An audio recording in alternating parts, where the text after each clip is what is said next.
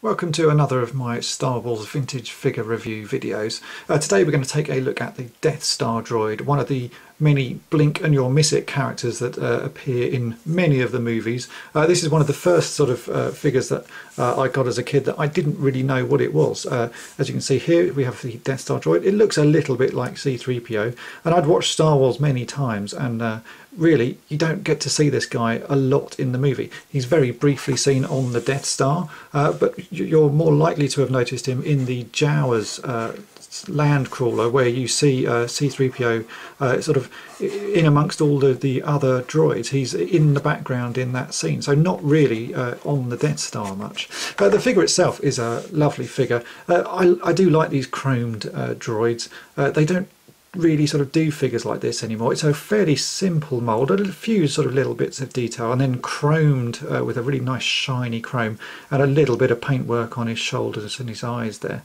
A lot of these figures suffer over the years with the chrome wearing off, so it's pretty hard to find loose ones in great condition. You still can find them, but on the whole you'll find them pretty sort of worn and battered, and also with fairly loose limbs. This one is not too bad.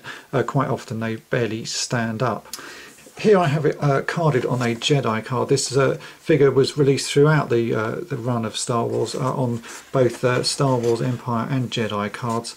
It's not the hardest of figures to find, and you can find carded versions like this pretty cheaply, and they're sort of readily available at the moment.